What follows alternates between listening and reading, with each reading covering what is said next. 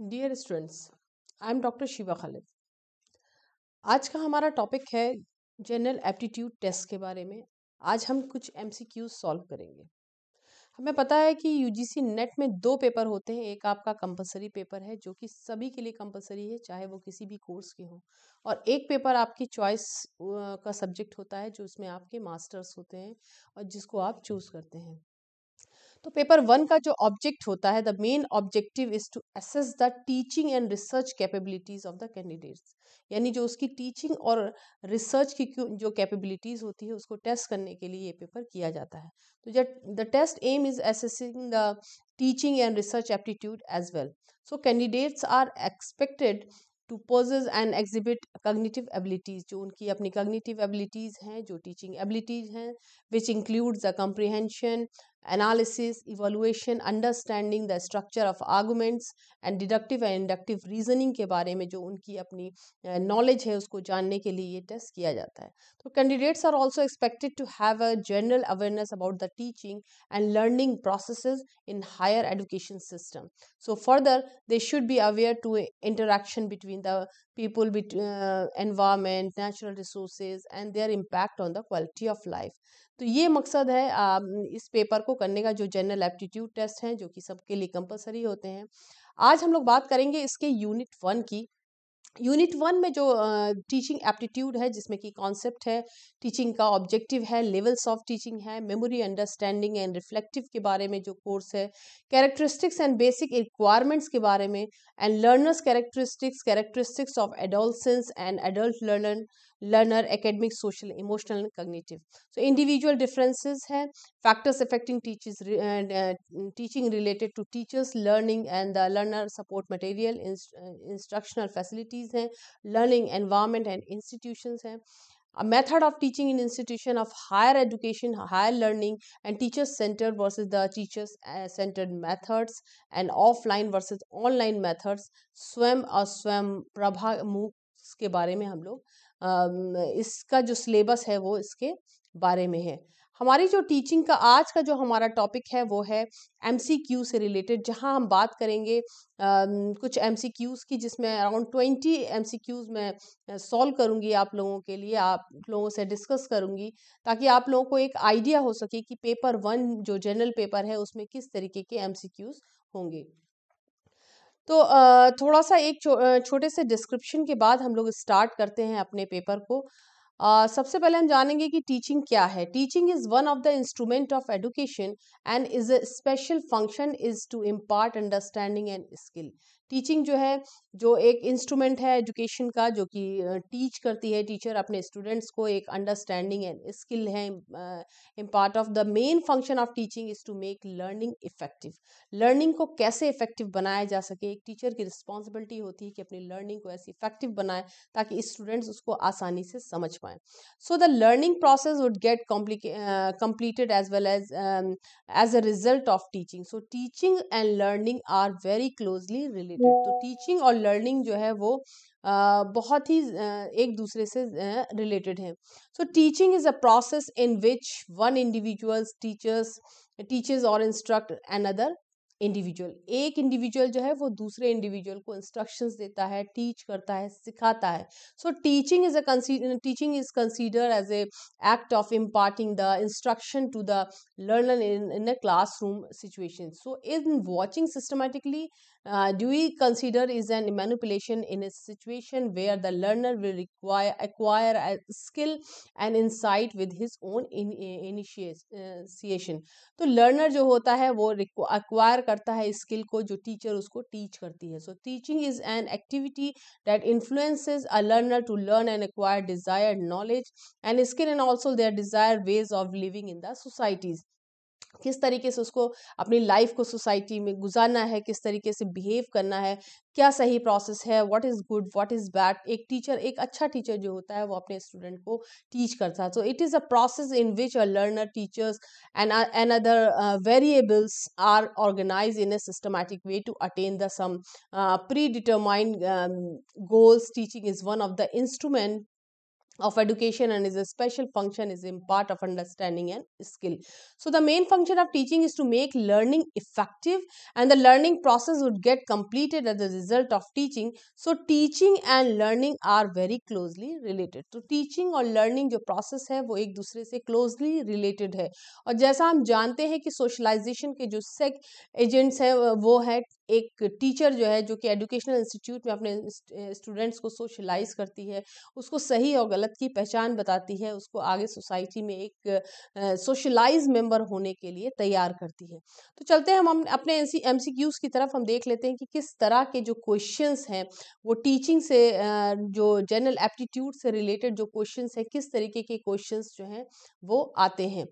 तो हम अपनी स्लाइड्स की तरफ चलते हैं जहां मैं आपसे डिस्कस करूंगी क्वेश्चंस के बारे में. ये कुछ क्वेश्चन आपको दिख पा रहे होंगे कि what are the characteristics of continuous and comprehensive evaluation. जो क्या कैरेक्टरिस्टिक्स हैं कंटिन्यूअस और कॉम्प्रिहेंसिव इवैल्यूएशन की. सो इट इंक्रीजेज, इसमें ऑप्शंस दिए हुए हैं, it increases the workload of student on students. जो इवैल्यूएशन है वो इंक्रीज करता है, वर्कलोड बढ़ाता है स्टूडेंट्स के ऊपर बाय टेकिंग मल्टीपल टेस्ट. जो अलग अलग टेस्ट होते हैं स्टूडेंट्स के, उनके ऊपर वर्कलोड बढ़ता है, प्रेशर पड़ता है उनके ऊपर. It replaces marks with grades, ये रिप्लेस करता है मार्क्स को ग्रेड्स में चेंज करता है. It evaluate every aspects of life, every aspects of student के हर एस्पेक्ट्स को, उसकी एबिलिटी को जांचने के लिए किया जाता है. It helps in reducing examination, examination को रिड्यूस करने के लिए इसको कि एग्जामिनेशन फोबिया जो होता है इसको रिड्यूस करने के लिए किया जाता है. तो select the correct answer from the codes given below. तो जो कोड्स दिए गए हैं उसमें से हमें आंसर जो है वो सेलेक्ट करना है. तो करेक्ट आंसर क्या हो सकता है इसमें? अगर हम देखें कि जो करेक्ट आंसर है इसमें वो है नंबर 4, यानी बी जो है वो फर्स्ट है. इसको जो कैरेक्टरिस्टिक्स में, it replaces the marks with grade number 1 है. नंबर सी है जो करेक्ट है इसमें से, it evaluates every aspect of the student. हर स्टूडेंट को इवैल्यूएट करने के लिए जो कैरेक्टरिस्टिक्स हैं कॉम्प्रिहेंसिव इवैल्यूएशन के. और number D is correct, it helps to reducing examination phobia. So ये जो है नंबर डी इज करेक्ट. तो number A, number B, sorry, number C and number D is correct. So number 4, the option number 4 is correct. तो अगर हम यहाँ देखें तो ऑप्शन नंबर 4 जो है वो करेक्ट है. अगर हम इसको देखें तो ऑप्शन नंबर 4 इज करेक्ट. क्यों? क्योंकि ऑप्शन नंबर 4 में बी है, B is a correct one, C is also correct and D is also correct. So the option number 4 is correct. तो next question है, which of the following attributes denote great strength of a teacher. किस तरह के जो attributes हैं वो एक great strength of teacher को denote करते हैं. तो full time active involvement in the institutional management, number 1. setting examples, example set करना. willingness to put assumption to the test and acknowledging mistakes. select the correct answer from the codes given below. तो जो codes दिए गए हैं उससे हमको correct answer निकालना है. तो अब हम देखेंगे इनमें से कौन कौन सा करेक्ट है. तो इसमें से full time effective active involvement in the institutional management. तो अगर हम नंबर 2 पे आते हैं तो setting examples, number 2 is correct. एक टीचर जो है स्ट्रेंथ होती है टीचर की.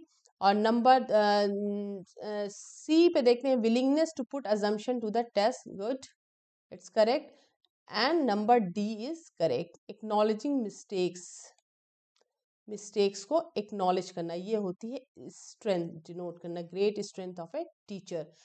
तो हम पहुंचेंगे इस नतीजे पे कि नंबर 2 इज करेक्ट वन. तो number 2 is correct because the B answer B is correct, C is correct and D is correct. So number 2 is a correct option. Next slide की तरफ चलते हैं. Which one of the following statement is correct is in the context of multiple choice questions, type questions. किस तरीके के जो statement है correct in the context of multiple choice question के कॉन्टेक्स्ट में किस तरीके की जो स्टेटमेंट है वो सही है। तो अगर हम यहाँ पे देखें तो they are more objective than true false type questions, number 1 option है। उसके बाद है they are less objective than essay type questions, they are more subjective than short answers type questions, so they are more subjective than true false type questions। तो ये options दिए हुए हैं, इसमें से करेक्ट आंसर क्या होगा? इसमें से करेक्ट है they are more objective than true false type questions. More objectives होते हैं ट्रू फॉल्स जो क्वेश्चंस होते हैं उनसे ज्यादा। तो the correct answer is this one 1। Next question की तरफ चलेंगे। What are the required for good teaching? Good teaching के लिए क्या रिक्वायर है? Diagnosis, remedy, direction and feedback. इसमें से आपको correct answer from the quotes given below कौन कौन सा करेक्ट है। तो diagnosis, remedy, direction and feedback अगर हम देखें तो इनमें से कौन सा करेक्ट है? Number diagnosis is the correct answer. B is a correct, C is also correct and 4 is also correct. So the correct answer is number 1। ये सारे जो ऑप्शंस हैं ये सारे करेक्ट हैं, ये करेक्ट हैं। तो डायग्नोसिस होना रिक्वायर्ड गुड चीज, डायग्नोसिस होना चाहिए, रेमेडी होनी चाहिए, प्रॉब्लम सॉल्विंग होनी चाहिए, डायरेक्शन करेक्ट होना चाहिए, फीडबैक भी लेना चाहिए स्टूडेंट से। उसके बाद है the main objective of students के क्या क्या ऑब्जेक्टिव्स होने चाहिए। तो the evaluation of teachers objective students evaluation of teachers are, question यहाँ मैच हो गया है, sorry. The main objective of students evaluation of teachers are, किस तरीके से इवैल्यूएट करते हैं स्टूडेंट को। Together information about student weakness, to make teachers take teaching seriously, to help teachers adopt innovative method of teaching, to identify the areas of further improvement in the teacher traits, identifying the correct answer from the identify the correct answer from the course. तो ये सारे जो answers दिए हुए हैं उनमें से कौन से जो सीरियल हैं या कौन से आंसर्स जो हैं वो करेक्ट हैं और कौन से रॉन्ग हैं। तो main objective of student evaluation of teachers, किस तरीके से इवैल्यूएट करने का जो ऑब्जेक्टिव होता है स्टूडेंट का वो क्या होता है। तो करेक्ट आंसर है अगर हम देखें तो इसमें number two is a correct answer. क्यों? क्योंकि बी जो है to make teachers take teaching seriously, ताकि टीचर्स जो हैं वो टीचिंग को सीरियसली ले सकें। Number C that means to help teachers adopt innovative methods of teaching, help करें ताकि टीचर्स नए नए जो इनोवेटिव मेथड्स हैं उनको यूज़ करें अपने स्टूडेंट को टीच करने के लिए। And number C is correct also. Number C पे है आपका टू हेल्प टीचर्स हो गया, तो number B is correct to make teachers, and number C and number D is also correct. Identify the correct answer from improvement in the teachers traits, to identify the areas of further improvement in the teachers traits. ये यहाँ से इस तरह से ये भी सही है। सो the number 2 is a correct answer. Identify the important element a teacher has to take cognizance of the while addressing students in the classroom। Avoidance of proximity क्या क्या होना चाहिए? Voice modulation, repetitive pause and fix posture. तो identify the important elements a teacher has to take cognizance of while addressing. जब teacher जो है classroom में address कर रही हो स्टूडेंट्स को तो उसके जो इम्पॉर्टेंट एलिमेंट्स हैं वो क्या क्या होना चाहिए। तो avoidance of the proximity, voice modulation and repetitive pause and fix posture, इनमें से कौन सा आंसर करेक्ट है? तो voice modulation must be there, तो वॉइस मॉड्यूलेशन ज़रूर होना चाहिए। Okay. Next, which set of learner characteristics may be considered helpful in designing effective teaching learning systems. So select the correct alternative from the codes given below. तो जो कौन कौन सा learner characteristics है consider होता है helpful in designing effective teaching में, learning system में, तो उसको हम लोग करेक्ट करना है ऑर्डर को. So learner prior experience of learner in respect of the subject. जो लर्नर है उसका एक्सपीरियंस होना चाहिए रिस्पेक्टिव सब्जेक्ट में. Interpersonal relationship of learners, family, friends. Ability of the learners in the respect of the subject. The students language background. interest of student in the following the prescribed dress codes. motivational orientation of the students. तो ये सारे codes हैं, इनको हमें match करना है. तो correct answer होगा इसमें answer number 2. Answer number 2, that means the interpersonal. number 1 is correct. Number 1 is correct. Prior experience of learner in respect of the subject. Number 1 is correct. Number 3 is correct. Number 3 is correct. Ability of the learner in respect of the subject. And number 4 is also correct. Student's language background. Number 4 is also correct. And number 5, interest of the student in the following the prescribed dress code. तो ये सब जो है वो correct है, इसलिए number 2 is a correct answer. Number 2 is correct. The use of teaching aids is justified on the ground of attracting students' attention in the classroom, minimizing indiscipline problems in the classroom, optimizing learners' outcomes of the student, effective engagement of a student in the classroom learning tasks. So the use of teaching ads जो होती हैं justifies ground पे क्या क्या होनी चाहिए. Attracting student को attract करने के लिए, अटेंशन पाने के लिए, मिनिमाइजिंग द इनडिसिप्लिन प्रॉब्लम्स जो है उसको मिनिमाइज करने के लिए in the classroom, optimizing learning outcomes of the students and effective engagement of students in the learning task. सीखने के लिए जो इफेक्टिव एंगेजमेंट होना चाहिए स्टूडेंट्स का. तो यूज ऑफ टीचिंग एड्स जो है वो कौन कौन से ग्राउंड पे होनी चाहिए. तो नंबर 9 का जो करेक्ट आंसर है वो है optimizing learning outcomes of the students. जो लर्निंग आउटकम्स जो है उसको ऑप्टिमाइज करना चाहिए. यह है correct answer. This one is a correct answer. Next, which of the following set of statement represent acceptable proposition in respect of teaching learning relationship. Teaching और learning relationship के बारे में कौन सा स्टेटमेंट जो है वो सही एक्सेप्टेबल है.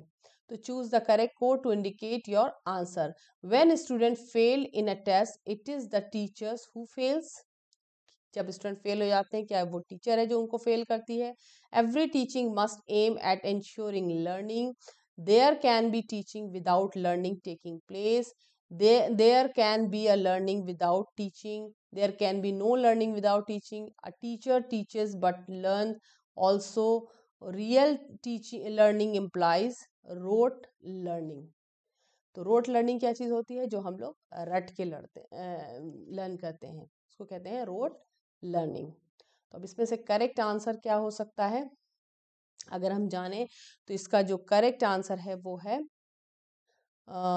Number 2. Number 2. Why? Because the number 1 statement, when student fail, which of the following said the statement represent acceptable proposition in the respect of teaching learning relationship. When student fail in a test, it is a teacher who fails. This is one is correct. Teacher ही fail करती student को. Number 2 statement, every teacher must aim at the ensuring learning. Teaching must, ये भी सही है. Number 3, there can be teaching without learning taking place. Number 3 and number 5, a teacher teachers but learn also. Teacher जो है वो teach तो करती है लेकिन साथ साथ सीखती भी है. Number 5 is correct. So the number 2 is a correct answer. उसके बाद है effectiveness of teaching has to be judged in term of course coverage, students interest, making aggressive statement and adoption of well established posture and being authoritarian. तो effective teaching जो है has to be जज, किस उसमें effective teaching को जज करना चाहिए किन टर्म्स में, तो इसका आंसर है number 3, adoption of well establish posture. ये है effectiveness of teaching. In which teaching methods learners participation is made optimal and proactive, जो लर्नर का पार्टिसिपेशन है उसको ऑप्टिमल और एक्टिव माना, प्रोएक्टिव माना जाता है। तो डिस्कशन कौन से मेथड में, डिस्कशन मेथड, बस session method, brain storming session method, project method, कौन से मेथड में, it's a number 4, project method. Optimal and proactive जो करता है वो है प्रोजेक्ट मेथड, जिसमें स्टूडेंट एक्टिव होता है।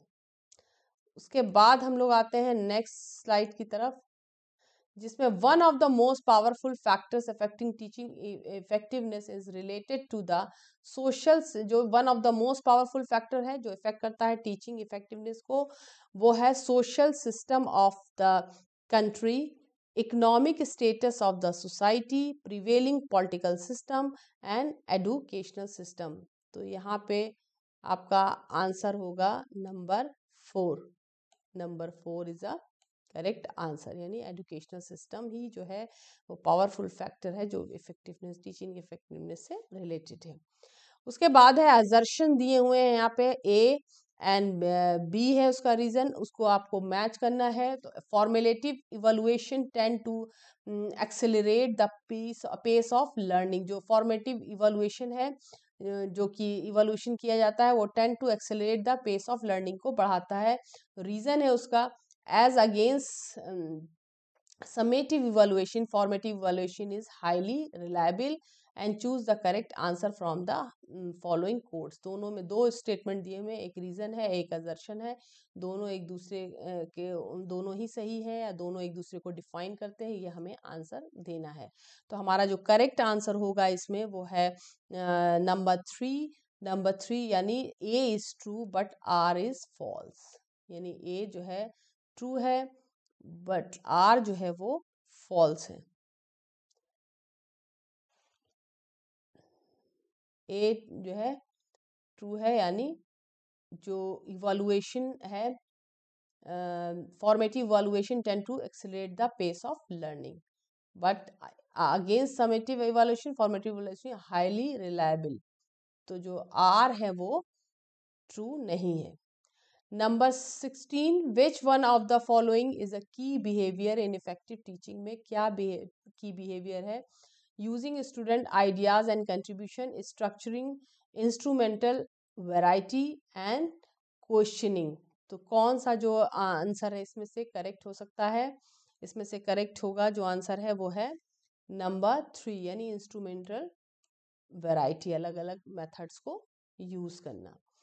Which one of the following learner characteristics is highly related to effectiveness of teaching? जो कौन सा learner characteristics है highly related to effectiveness of teaching से related है, वो है prior experience of the learner, educational status of the parents of the learner, peer group of the learner and family size from which the learner comes, जहाँ से learner आता है, and prior experience of the learner। तो इनमें से कौन सा जो है वो करेक्ट आंसर है, तो the correct answer is answer number 1, prior experience of the learner। which one of the following learner characteristics is highly related to the effectiveness of teaching। उसके बाद हम आते हैं in the two sets given below here, set 1 indicates methods of teaching while set 2 provides the basic requirement for the success and effectiveness of the teaching। so match the two and indicate your answer by choosing the codes। so set 1 में हम देखेंगे lecturing, discussion in group, brainstorming, program instructional। अब हम देखेंगे basic requirement, success and effectiveness, small step presentation with feedback provided, production of large number of ideas होने चाहिए, content delivery in A lucid language, use of teaching ads, procedures and themes based interaction among participants.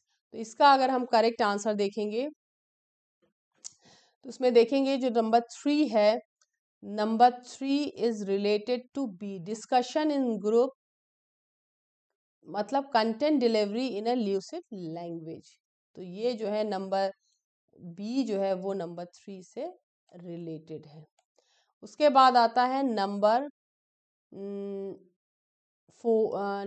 5। अगर हम देखते हैं theme based interaction among participant, जो theme based interaction है participant के बीच में, वो रिलेटेड है किससे?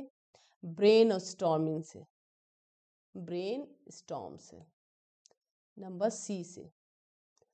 उसके बाद है हमारा नंबर 2। नंबर 2 है production of large number of ideas, इसको हम करेंगे ये होता है अटैच, नंबर 2 जो है वो होता है अटैच नंबर डी से, प्रोग्राम्ड इंस्ट्रक्शनल, यानी number 2 is related with D. उसके बाद है नंबर ए 1, और क्या बचा? एक नंबर बचा, यानी ये दोनों सही है। Lecturing, small steps, presentation with feedback provided, ये हो गया। तो correct answer is number 3। Number 3 is a correct answer. Okay, अब नेक्स्ट हम लोग देखेंगे Which of the following set statement best describe the nature and objective of teaching? Teaching और के नेचर को कौन सा स्टेटमेंट जो है वो डिस्क्राइब करता है? तो teaching and learning are integrally related, एक दूसरे से रिलेटेड है learning and teaching. There is no difference between teaching and training. Concern of all teaching is ensure some kind of transformation in students. All good teaching is formal in nature. A teacher is a senior person and teaching is a social act, whereas learning is a personal act. तो इसमें जो है इन सारे statements में से कौन सा जो स्टेटमेंट है वो sets of statements are correct? तो इसमें से हम देखेंगे कौन सा स्टेटमेंट जो है वो करेक्ट है। तो इसमें देखेंगे नंबर 3, यानी ए